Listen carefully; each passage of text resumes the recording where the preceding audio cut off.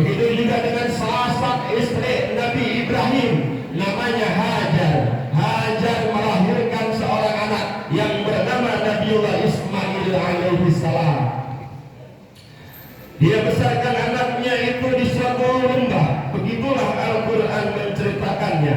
Rabbana inni askantu min dzurriyyatin biwadin ghairi dzi zar'in illa baitikal muharram.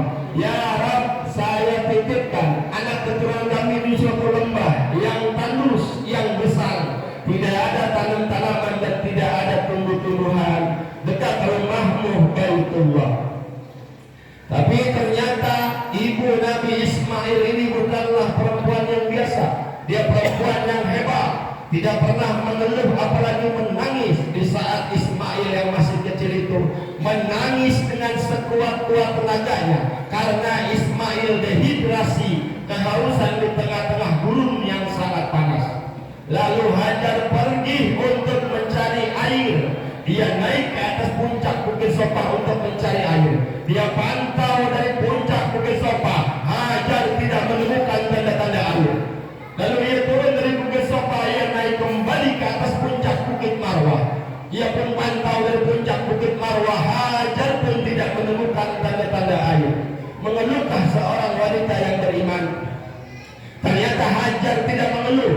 Hajar tidak frustasi karena Hajar wanita yang sangat beriman kepada Allah Subhanahu wa taala. Hajar wanita yang hebat karena keimanannya. Allah abadikan peristiwa Hajar naik Bukit Sofa dan Marwah untuk mencari air. Untuk seorang anak kekasihnya itu Allah jadikan sebagai rukun di dalam pelaksanaan haji, yaitu sa'i, berlari-lari kecil dari Sofa ke Marwah. Lalu setelah ia naik turun Bukit Sofa dan Marwah, ia pun tidak menemukan hasil. Hajar hampiri Ismail yang masih kecil itu, yang masih saja tetap menangis dengan sekuat tenaganya. Lalu Allah turunkan mukjizat untuk Ismail, memancar air dari kulit kaki seorang anak yang belum bisa lagi berjalan. Dan air itu Allah abadikan sampai hari kiamat, menjadi air barakah, menjadi air karamah, menjadi air mukjizat yang melimpah ruah, yang kita kenal dengan sebutan air Zam-Zam. Allahu Akbar, Allahu Akbar, Allahu Akbar, walillahil hamd. Pengorbanan demi pengorbanan, ujian pun demi ujian yang dilalui oleh Nabi Ibrahim alaihissalam. Yang pertama, Nabi Ibrahim diuji melalui bapak kandungnya sendiri. Al-Quran menceritakan bahwa nama bapak Nabi Ibrahim adalah Azar. Dia seorang pemahat patung dan penyembah patung. Suatu ketika Ibrahim berkata kepada bapaknya, "Atattakhiduna asnaman alihatan?" Wahai ayahku, apakah engkau yang membuat patung ini lalu kau sembah-sembah? Hajar marah dengan perkataan itu.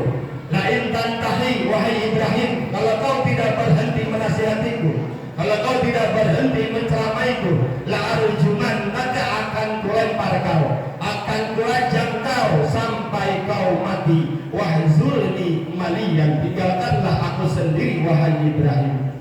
Bapaknya seorang pembuat patung dan penyembah patung. Ketika dinasihati dengan lemah lembut, tetapi dia menjawab dengan kasar, tetapi tidak terhitung, menjadikan Nabi Ibrahim sebagai anak yang durhaka kepada orang tuanya. Karena ucapan kasar itu dibalas dengan doa oleh Nabi Ibrahim. Salamun alaika, salam keselamatan untukmu wahai ayahku. Astaghfirullah Rabbi, aku akan meminta ampun kepada Tuhanku atas dosa-dosamu. Innahu kana bi hanifan, karena Tuhanku dekat denganku, karena Tuhanku maha baik kepadaku. Lulus diuji melalui bapaknya, datang ujian melalui seorang penguasa, melalui seorang raja yang bernama Raja Namrud laknatullahi alaihi beserta para pengikutnya.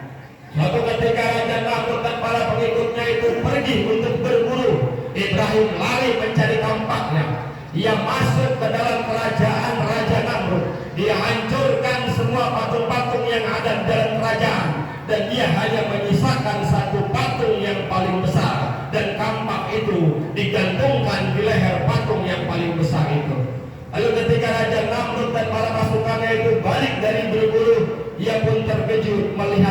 kerajaannya yang sudah hancur. Lalu Raja Namrud memerintahkan para tentara kerajaannya untuk mengadili Ibrahim di pengadilan negeri kerajaan Raja Namrud.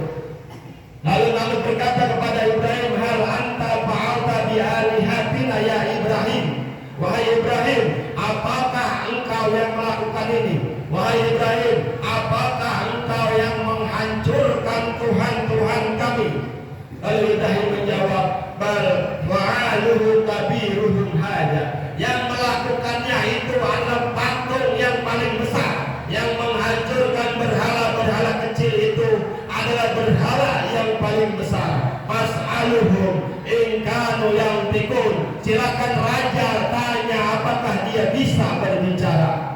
Mendengar jawaban Ibrahim seperti ini, Namrud marah dan memerintahkan para tentara kerajaannya untuk membakar Nabi Ibrahim. Dengan harapan Raja Namrud, Ibrahim hancur menjadi debu. Tetapi Allah berkata lain, mukjizat Allah turunkan untuk Nabi Ibrahim. Ya naru kuni bardan wa salaman ala Ibrahim. Di tengah-tengah gejolak api yang begitu panas, Nabi Ibrahim keluar dalam keadaan kedinginan dan mendapatkan keselamatan dari Allah Subhanahu wa taala. Allahu akbar, Allahu akbar, Allahu akbar, walillahil hamd.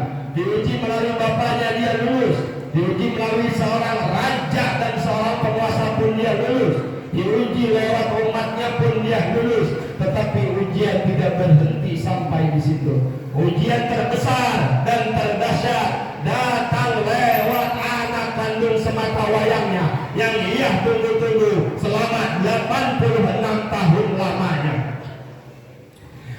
Selama 86 tahun Nabi Ibrahim berdoa kepada Allah, Rabbi habli minas salihin. Ya Allah, berilah aku keturunan, berilah aku anak yang saleh. Selama 86 tahun Ibrahim berdoa, bermunajat kepada Allah agar ia bisa diberikan keturunan. Tetapi ketika anak itu lahir dan tumbuh besar, ujian pun datang melalui anak kandung semata wayangnya itu. Sejarah mencatat bahwa Ibrahim hidup di tahun 1686 sebelum Masehi. Hari ini kita berada di tahun 2025. Artinya 1686 ditambah 2025 berarti genap sudah 3711 tahun yang lalu peristiwa Ibrahim menyembelih anak semata wayangnya yang bernama Nabi Ismail alaihi salam. Lalu pertanyaannya, mengapa Ibrahim menyembelih anak kandungnya sendiri? Apa pelajarannya? Apa maknanya? Tidak lain dan tidak bukan karena Allah ingin Ibrahim mengorbankan apa yang ia cintai. Nabi Ibrahim punya kebun yang luas, tapi Ibrahim tidak cinta kepada kebunnya. Nabi Ibrahim punya hewan ternak yang banyak, tapi Ibrahim tidak cinta kepada hewan ternaknya.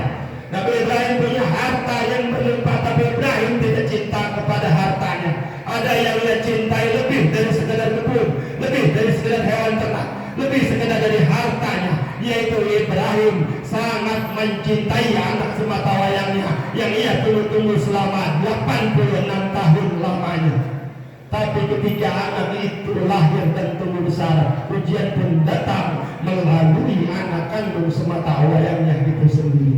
Begitulah kehidupan orang-orang yang beriman. Kalau kita yang berkumpul dalam Masjid Jamilul Huda ini, kita sudah istiqomah mengerjakan sholat lima waktu, kita sudah mengerjakan puasa, kita sudah membayar zakat, bahkan kita sudah berangkat haji maupun umrah. Tetapi dari kami ujian datang silih berganti dalam kehidupan kita. La taqnatu min rahmatillah. Janganlah berkeluh kesah dari rahmat Allah. Allah ingin memuji kita.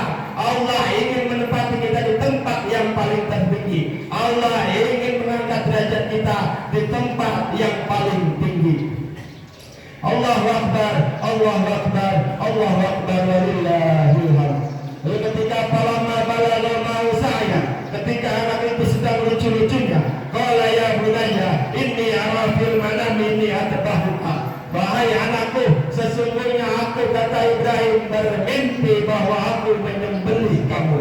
Mimpinya para nabi tidak sama dengan mimpinya kita. Mimpinya para nabi bukanlah bisikan setan. Mimpinya para nabi bukanlah bunga-bunga tidur, tetapi mimpinya para nabi adalah wahyu dari Allah Subhanahu wa taala. Fanzur madza tara, wahai anakku, pikirkanlah bagaimana pendapatmu. Qala ya abati fa'al ma tu'malu, satajiduni insyaallah minas sabirin. Wahai ayahku, kalau memang perintah itu datangnya dari Allah, laksanakanlah perintah Allah. Satajiduni insyaallah minas sabirin. Engkau akan mendapatiku termasuk dari golongan orang-orang yang sabar. Lalu Ismail akan segera disembelih. Ketika pisau yang tajam hampir saja memutuskan leher Ismail, tetapi Allah berfirman, wa fadainahu bidibhin 'azim. Allah ganti sembelihan itu dengan gibas yang sangat besar. Inilah akhir dari kisah 3711 tahun yang lalu. Barakallahu li wa lakum fil Qur'anil 'azim wa nafa'ani wa iyyakum bima fihi minal ayati